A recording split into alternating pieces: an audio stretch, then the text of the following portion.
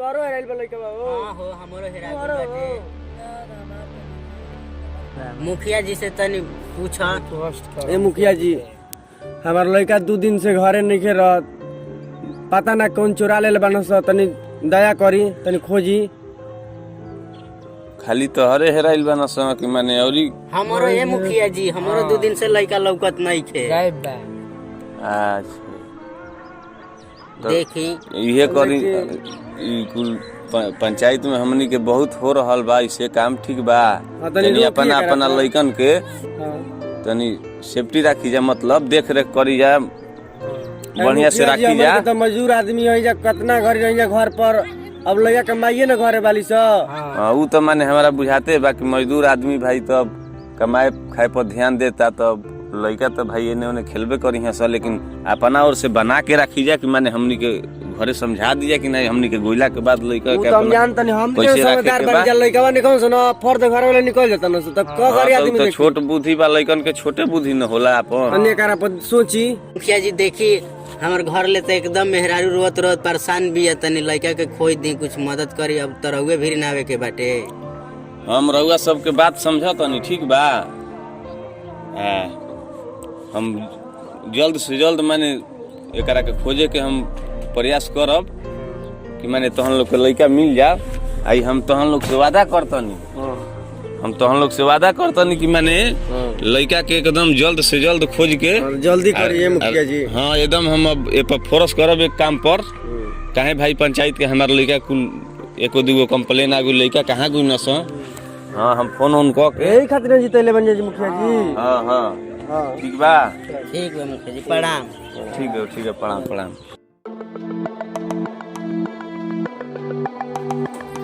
का हो भैया, का कर दलो आज के ने चले के बा? आज यही गांव में काढ़ल जी, ठीक बा। अब पोचना केने बारे? तू तो गोल बा गांव में पता लगावे कि केने लइका बनसो।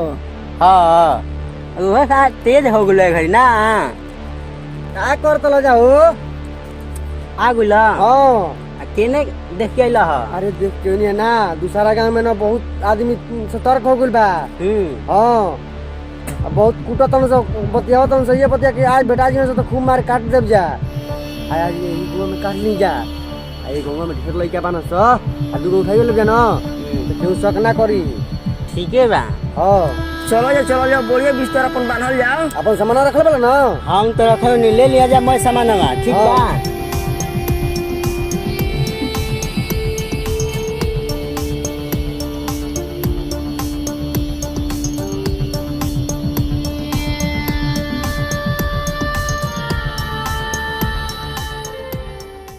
चल घरे बहुत तू अंटी करतले, आ लइको चरावतन स, आ इधर मोबाइल, हम खेत में काम करतनी, आ कहतहूं जे मत कितनी कहवा वाला होतन स, ऐसे तोरा के डर ना लेकल बनी जा, आ कोनो मिठाई या पैसा देन से त मत लिए, हम ये काम करतनी।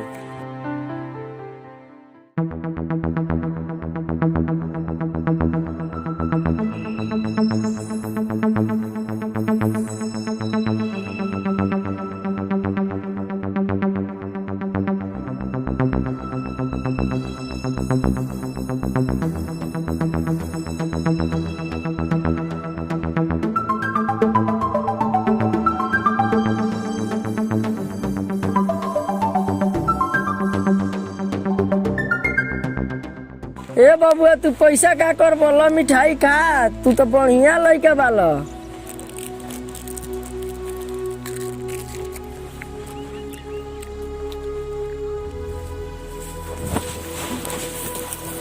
अरे कहाँ बालो सरे, आओ कहाँ बालो सरे? कहाँ ले लिए रे, बड़ा ताजा माल बाटे। हुई ओकर अपन बाबू संगे रहल हो, हुई ले उठा के लेके नी पैसा देखा के। ना देखो ना। हाँ चल होने ले चल, होने उठाओ।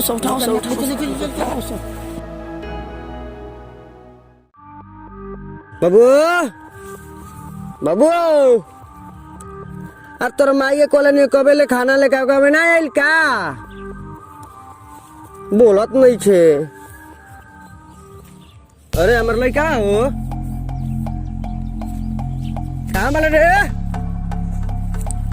नहीं खेल कहता हूँ जा तनी हम मुखिया जी ले हम कहब के हमर लइका बा चोरा ले ले बानो सो।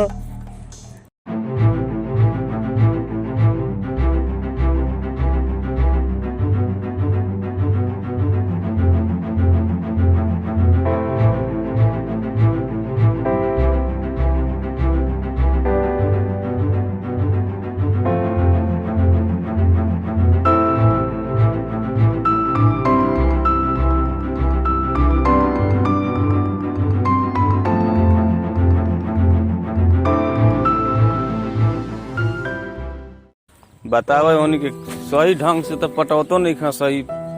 मैं पेड़ कहीं छोड़ दिल बना सही। अभी बताओ आमो नहीं के पाटल। आइए मुखिया जी, आइए मुखिया जी। अरे का हो गइल महाराज? अरे हम अपन लइका बा के खेत पर लेके गुरे ने मुखिया जी आ ओइ जले ना पता हो गइल बा। अरे वाले कहले ना रहनी के तनी देखत रहब। हाँ ठीक बा तब रुकी देखा तनी। अरे रुको रुको रुको, मुखिया जी के फोन आइल बा। हेलो मुखिया जी प्रणाम। अरे कहाँ बाले रे?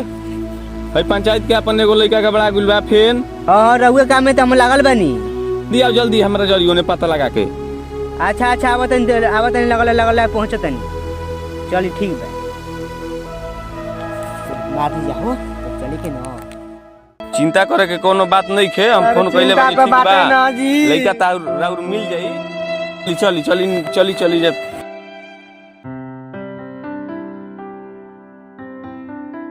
ये मुखिया जी तो अगर नारी के तेरे बिग देले बान सर लइका के मुंगा के ए सरवा तनी के हमरा के पंचायत में एकदम महीन घुमल एकदम एथु क के ध दे बस का साला मैं इज्जतिए हमार ले ले का करी मुखिया जम जात नहीं मोर मैदान करे ओनिए दहनी ते मुंगल ले एगो लइका ल हवा साला बुया त अब की चुनाव ना जीते दे बस तनी के हमरा के बताओ सन।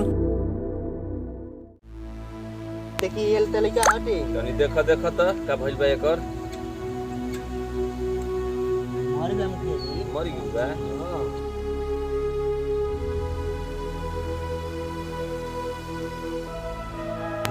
फरले बाना सरे आधा कितनी निकल ले बाना। हां आ तोहनी तू का करतले साला पंचायत में तोहनी के काहे तोरा के काहे पैसा दे तनी टाइम टाइम से पंचायत में घूम पता लगा बता पंचायत में हई हो गई का करी हम अकेले बानी कोई लड़का के बाप के फोन कइले हे। हां कइले बानी आवत ठीक बा लेकिन तनी नजर रख तो पैसा ही खातिर नहीं दे बुझाइल। आई हो हमर बचावा। आई हो दादा ओ बचावा। जाई दी चुप रही जय दी चुप रही जाई दी हम कैसे राउर जैसे राउर परिवार वैसे हमरो परिवार कौन ऐसा काम कइले बा साला ओकरा के हम अभी पता लगावा ओकर सुन दे एकदम पता लगा के ओकरा के पकड़ के अब का करबे मुखिया जी हमार देश में छूट गई। अब का करब अब जाए वाला तो मान लो कि रोक सकत नहीं। चलिए जी को का करब बहुत दुख हो तने बा मान ले जाऊ परिवार हमार पंचायत के देख रहे पूरा हमार पंचायत परिवार है ना बा। चली उठाई उठाई करा के ले चली बढ़िया जगह पर आओ आओ आओ बाबूआ।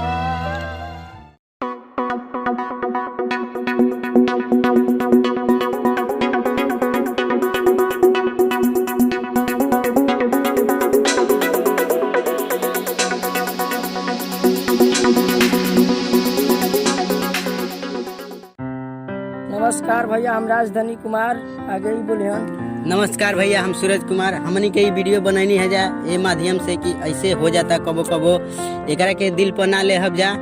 हमनी के चैनल के थोड़ा सपोर्ट करी जा। सपोर्ट के बिना हमनी के चल नहीं खे पाओ तो उतना वीडियो भी सब्सक्राइब जल्द से जल्द करी जा। अच्छा वीडियो लगी तब एकरा से बढ़िया हमनी के वीडियो बनावे के और भी कोशिश प्रयास करब जा हमनी के। नमस्कार भैया, हम अनिल कुमार। देखने को लिया आज के युग में तो ये तो होता लगे के लेके भाग के किडनी चोरी कर ले जा। एक बाद मुखिया जी बताइए मुखिया जी। नमस्कार प्रणाम, सीधा अनिल कुमार। देखबे कनी जा मुखिया के मतलब अपन मैं ऐसे हमारा लेकर चाहिए कि हर एक मुखिया के अपना पंचायत में तत्पर रह। हमनी के टीम भी ड्रामा 07 टीम एकरा के लाइक करी, सब्सक्राइब करी, शेयर घंटा मोल दबा दे। घंटा दबावल मत भूल। यही से हम निकले तो जब विदाई, अगला वीडियो में फिर से मिलल जाई। नमस्कार।